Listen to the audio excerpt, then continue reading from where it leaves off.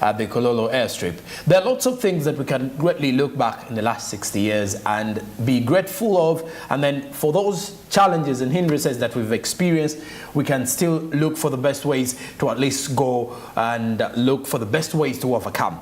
Now, in our Coffee Call discussion this morning, we want to look back at the situation of the 60 years of self-rule.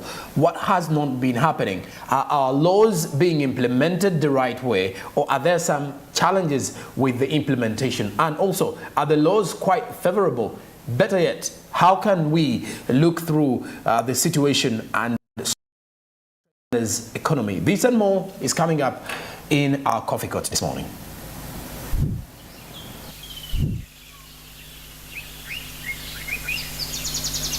Well, as Uganda heads towards celebration of independence, we ask ourselves, we discuss matters of legal in this country, what went wrong, where are we, and where are we headed. Dr. David Luheza joins us. He's a law doctor from Makerere University. He's here to weigh in on the matters of regarding legality in this country. This is the Coffee Court. Doctor, thank you for joining us. Thank you for having me. Just a slight correction. Whereas my mother wanted a David, I am Daniel. Thank you. He's Daniel Luheza from Makerere University. He's a law doctor. What does it take to hold the position of a Don? You just simply have to perform well for your first degree at Makerere, and in most cases apply to do your master's degree in any university, and then apply to Makerere when the slots appear, or to any other university anyway. The concept of law don really is a law lecturer. It's just that it has been tweaked and fancified in one way or another. Okay. Yes. Uganda is headed for another celebration of independence. Yes. Where have we come from? Where are we and where are we headed? We've come from far. 1962 is when we had our independence properly declared and given to us, honestly given to us on a silver platter. Because compared to Kenya and Tanzania, which had the Mau Mau and Maji Maji rebellions respectively, we more or less did not fight for independence. This was really a negotiated settlement with different political actors, kingdoms coming together, negotiations in Lancaster House in London, United Kingdom, and then the Duke comes and hands over the instruments of power to Apollo Milton Obote as Prime Minister. At that point, by the way, the Queen remained head of government or head of state, and the next year, 1963, an amendment was made to make the Kabaka of Uganda as president, and his deputy was the Chabazinga of Busoga Nadiope. Now, we've come from a distance. We have had colonialism that took a long time. Uganda was declared a British protectorate in 1894 by Frederick Lugard. After a lot of back and forth, religious wars, by the way, that took place, and in 1900 we had for the first time what looked like a constitutional agreement. As to whether it was an agreement or not is a good debate, because the king was so young, his father was in exile. That was the 1900 Uganda agreement that was signed real on his behalf.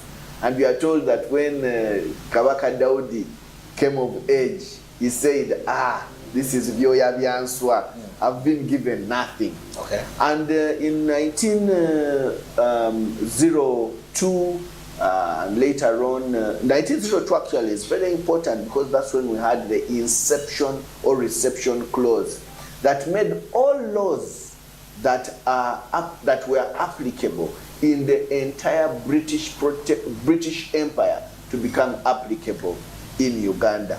So even laws on piracy became laws in Uganda.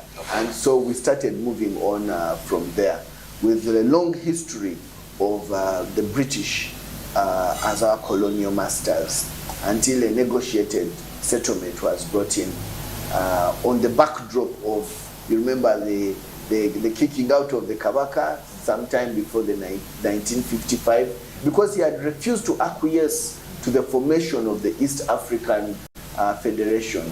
And I think the governor then was Cohen, who said that under Article 6 of the Buganda Agreement, if the Kabaka and his people do not agree to obey the laws and procedures made for their own governance, then we shall stop recognizing you. So the Kabaka is exiled for the first time, Buganda becomes ungovernable, and then there's a negotiation with the Namibia Conference, he comes back, and then we begin to see the process that brought in independence in 1962.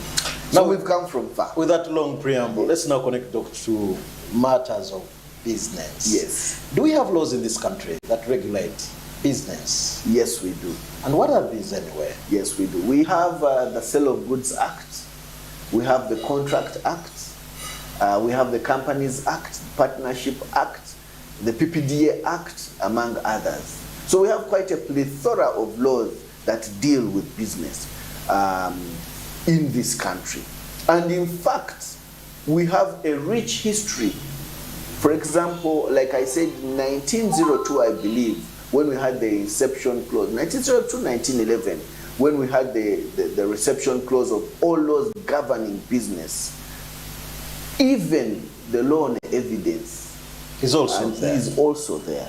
So all those laws, Contracts Act, and so on, became laws applicable in Uganda today. Is it about having a forest of laws? We have many laws, that is true, we can't deny. And the problem is, how are they being implemented? Okay. For example, historically, the colonial machine made it very difficult for your grandparents and mine to do business in the Central Business District. That was there. There was an ordinance that was specifically saying that the black man cannot do business within a 10-mile radius of the Central Business District. So that's where you have people dealing in bananas and so on, but within the CBD, that was left for our brothers, the Indians. And it's for that reason and others that you see, for example, the Uganda Farmers Association by Ignatius Musazi coming in. I thought that was of late, Doctor. The Uganda Farmers, I thought it's just of late. No. Uganda Farmers Association is an old party, or at least the idea is old, because at that time, Ike Musazi and his ilk were campaigning and advocating for better pay for the cash crops that they were producing, coffee, cotton, and so on. It would later morph into the Uganda National Congress and finally Uganda People's Congress, led by Apollo Milton Obote. But the foundation, in my view, was business in nature. Fair competition, value for money for their cash crops, etc. So if we have all these good laws regulating and managing business, what went wrong or what has gone wrong? The question is anything wrong? I don't know whether you are saying that there's something wrong with the way business is done. I don't know what you're saying. Let's argue, for example. Maybe let's look at the business environment. Okay, anyway. the business environment is about taxation. The business environment is about fair competition. The business environment is about protecting the customer to make sure that the customer does not have poor quality products. You know, we even have the Consumer Protection Act. And that's what I'm saying. If we have all these good laws and regulations, so when I ask that, could there be anything wrong? It goes back to the rule of law. Rule of law. Okay. The rule of law is to the extent, ideally the rule of law is about ensuring everybody acquiesces to the law. That there is nobody who, in their view, decides not to obey the law or to cut corners. So when goods arrive, are we all paying taxes? Are we all paying fair taxes? Is there any smuggling? Is there any corruption that is happening that makes it possible for some goods to come in and others not to? Number two, counterfeits. There's been a huge battle on counterfeit products in Uganda. And that's where the laws on intellectual property also come in. Because if you produce a counterfeit product Counterfeiting means that, for example, there is a brand called Samsung and yours is called Samsung. And that's why I'm puzzled as a Yes. Ugandan. If you're talking about counterfeit, you have organizations which Council Fred Mwema, Yes. who happens to be your colleague, Anti-Counterfeit Network. You have Yes. Uganda National Bureau of Standards. Yes. So what has gone wrong with all the establishments of the institution Yes. and all the laws regulating this? Yes, one, human beings are always ingenious. You put a law in place, you put an institution in place, they'll find a way around it. So we must, those who are in charge of fighting counterfeit products must always be on their toes, ready to change, even as the alleged criminal is changing. I have gone to the registry when it was still at Georgian House, and I have seen so many counterfeit products that have been confiscated there. So some work is being done, you know, but the truth is that even when you watch the news, you find people producing and branding fake products as though they were genuine. So the work is still out there, and it's going to involve everybody. The media, myself, the general citizen, the police, the investigative arms, the security forces must all come together to ensure that anything that is a counterfeit product is not either brought into Uganda or is not manufactured in Uganda. And there must be heavy penalties for the same. Now, penalties in a country like ours are given by a specific institution, and that is the judiciary, right? So it means that the commercial division of the judiciary, it means that the magistrates' courts in the different spaces must be facilitated very well to work. Are they being facilitated? We now know that there is the Administration of Justice Act that has come into play. More judicial officers have been appointed, which is a step in the right direction. The reason most people blame you, you call yourself the land colleagues, the land Yes. friends. Yes. Even when I'm in a wrong, I run to you for help. So Yes. aren't you responsible for some of the issues, your profession? Yes. Isn't it responsible for what is happening in this country? There is a misunderstanding of what the role of a lawyer is. First of all, a lawyer is a member of the judiciary. We are called to the bar. You get it? When I receive my instruments of practice, I receive them before the Chief Justice. My duty, among others, is to act professionally to ensure that justice is done. And what is professionalism to you? Now, I am coming there. So it means that when someone has been accused of doing something, I must give them adequate legal representation. That you do not accuse one innocent man to be guilty. And so for us, the law would rather set 99 guilty men free than accuse an innocent one. That is the foundation on which we work. Now, it is true that some of our colleagues do things wrong, compromise the judiciary, practice unprofessionally, engage in corruption, and all such challenges. I cannot hide my face to the fact that that happens. But ideally, we are supposed to give both the accused and the accuser their due date in court, their due opportunity in court. So when I fight that someone who's been found dealing in prohibited timber, and I ask for bail for them, I'm following the law that provided for bail. That is my duty as a judicial officer. When he is accused and he says, this is the evidence that shows I am not guilty, I am his advocate, I speak on his behalf. The Baganda call it Nze plead away. I plead on his behalf. Even when you know he's already in the case. Professionally, if you know that your client is guilty, you are supposed to advise him adequately. Okay? That is why sometimes you find a person pleads guilty to manslaughter or to a lesser charge than to the higher charge of, say, murder. You get the point? Because you as the lawyer, having looked at the evidence and listened to the story of the individual, you're now supposed to advise them accordingly. And if they refuse your advice, as a judicial officer, as a lawyer, you have the right and mandate to say, I will not represent you thus far. I will let you go because we are not in agreement on how we are going to move. Maybe now the professional that we are, or the unprofessional chaps will say, will let us move.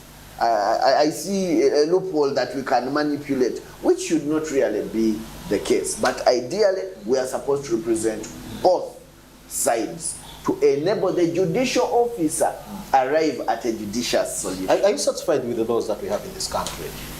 Laws that regulate matters of land, matters of counterfeit, matters of taxation. Maybe as a senior lecturer, I am happy that we have laws. All right. I am even happy that we are not a failed state. So I give credit to the powers that be in that regard. Because there are some situations where you go into a country and it's a failed state. It has no law. There are no lawyers. Judges are being killed, like we were commemorating Benedicto Chiwanka recently. At least where we are is positive. Is it perfect? Certainly not. Do some laws need amendment? I totally agree that they do. For example, poverty is a reality in our country today. So when you arrest someone for being rogue and vagabond, and yet you know the reality is that many people are poor and have nothing to do, they are looking for work. If you arrest someone who is sleeping on the street and charge him for being rogue and vagabond, you are not being cautious of the reality of poverty and lack of opportunity for some people. So there are some laws that need to be amended. I totally agree with you. The other laws that need amendment may deal with issues to do with bona fide purchasers of land. How do we deal with those scenarios? Questions to do with fraud. How do we deal with those conversations? By fraud, I mean situations whereby someone buys a property well knowing that the owner is somebody else. So who should start the discussion of the amendment? We all should start the discussion. And I'm happy you and I are even having this conversation. Where do I have the powers as a local person? To no, you are not local. You are a journalist. And you see, you have this opportunity I am right speaking now. for the But now for the Mutua 1C, whenever you have an issue, there are different spaces where you can air out your challenges. The first one is at the law offices, the police, the LCs. These are legitimate spaces. If you can't access them, go to your traditional leader, go to your religious leader, and let them begin these conversations. Because one word that moves from one individual to another will reach someone else. Why do I talk about traditional leaders? Because there are people who are in government who listen to them.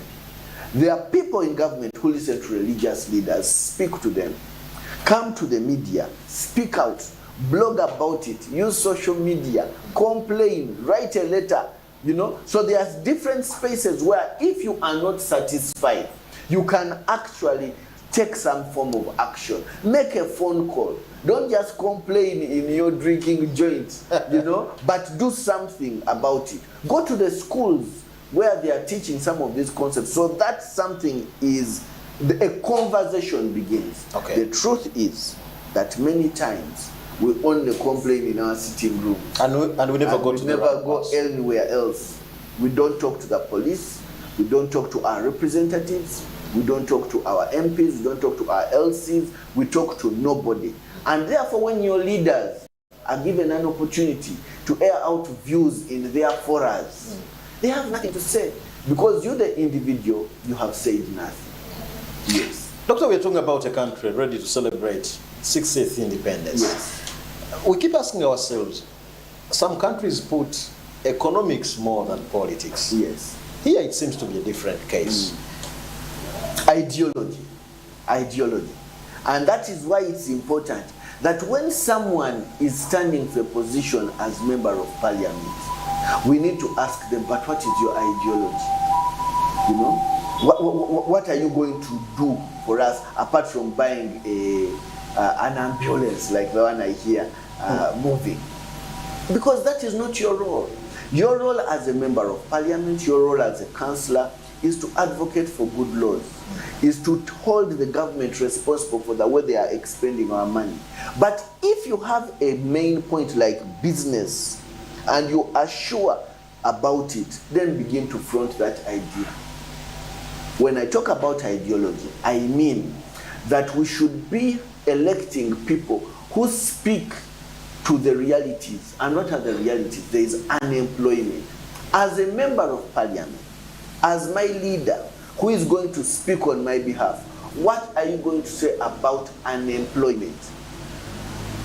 What are you going to advocate? And let me hear you out before I cast my vote for you. Vis-a-vis the sugar and salt that you apparently, that sometimes we hear are what buy our votes. All right? Your ideology is very key. If as a member of parliament you are pushing for financial emancipation of your people, they will vote for you because you're saying that it's not about getting a fish and giving it to you. It's about teaching you how to fish. So if I can access short-term loans for my people, if I can access financial literacy classes for my people, if I can tell my people that when I'm in parliament, I'm going to push for ways in which your small businesses can be supported to move on, regardless of whether I belong to NUP, FDC, NRM, name it. But if your interest is about the financial emancipation of your people, that the chapati seller, that the cabbage seller, that the person starting a taxi business is going to be given certain support to emancipate themselves financially and then be able to positively contribute to their nation and to their people and to their own self-sustenance, those are the people we'll vote for. Because what happens is when they get into parliament, those are the issues they are going to air out. But should you vote for people who are just going to talk politics like you are concerned, that is the politics you're going to be listening to. You get it? So that for me is key. Number two, education of both the politicians and the people who are called the electorate. Do you know, for example, that we have a duty to know our constitution? You and I, and whoever is listening to me, we have a duty to know our constitution. We have a duty to respect and uphold the constitution, to understand that Omuntu Wawansi has both rights but also responsibility. For example, you have a responsibility to protect the environment. So, Doctor, if I am afraid there is anxiety for taxation, yes, what role do I anyway have to play? It's Ministry of Finance together with the other team. All these, if the business community says the taxes are too high, there is this and this and this happening. Yes. What role do I have? That is why your TV station is very important, because it is dealing with these issues. You need to go out there and pick the views of people and air them out. No, the Commission of URA will tell you, please go to Finance, go to Parliament. That is where everything begins. My role is simply to collect taxes. Yes. Of course, and I totally agree that his mandate is just collect based on what has been agreed. So who do we begin to engage? We help the member of parliament who is going to pass these laws and amendments to have information. We help the Minister of Finance and the people working in the ministry to hold them accountable when it comes to accessing the citizen and getting information. Because you see, for a law to be passed, there must be a process of ensuring that you identify the problem. So, when you invite these people here on this TV station, ask them, who informed your decision to pass, for example, this thing to do with social media tax? Did you engage with the people of Uganda or not? Because clearly, they did not engage with the people of Uganda. Otherwise, the people would not have avoided that tax as they did. But if the tax comes from an understanding of where the priorities of the people are, you get it? There is a way in which the people begin to react. When you tell people that we are going to issue social media tax to cut down on the amount of Luari and whatever that you are talking about, you have not understood that social media has become an avenue for business. You have not understood that social media has become an avenue for transaction, you know, of all these applications that we have and so on and so forth. But the point anyway that I'm making is an investigation, research, to find out what are the needs of the people. So that when you formulate a law, it is backed up by research. Okay. That is the point I'm making. What research has been made. Maybe as we plan to Yes. Bring to the closure of this debate. Yes. Independence is on the way. Yes. Celebration. It Yes. seems that we are that financially independent. We are not yet financially independent, but we are doing much better than before. Why do I say so? With some people who can't afford $1. Yes, yes, that is true.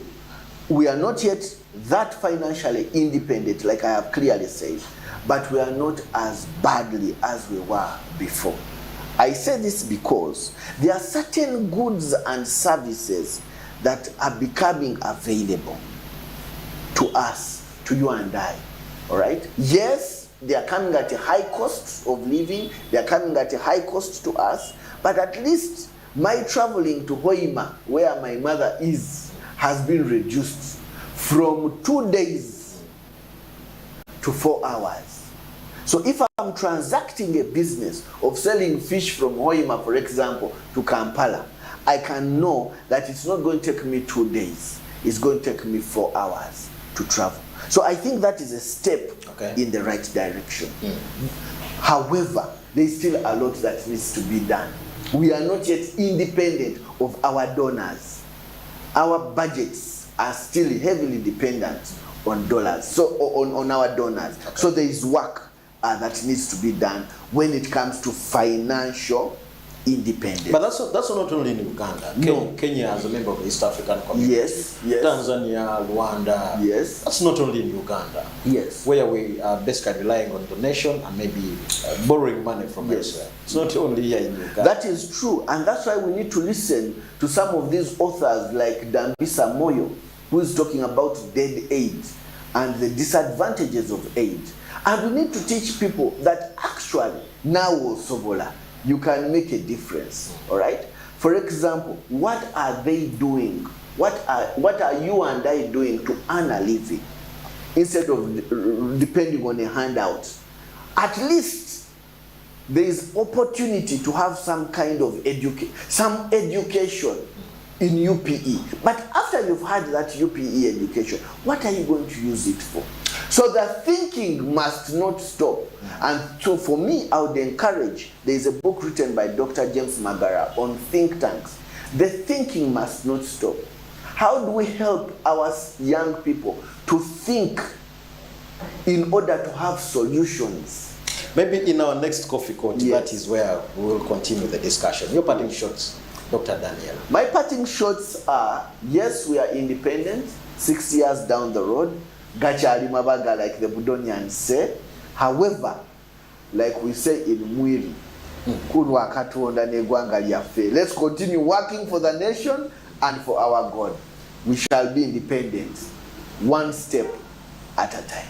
Thank you, Dr. Daniel, who is a Lodon from Makerere University. I like this quote that the classical definition of madness is you and I expecting different results, but we keep on doing the same things over and over time. Happy Independence Celebration, hoping that you and I will have to change a few things. This is the Coffee Court. My name is Fred Makubuya.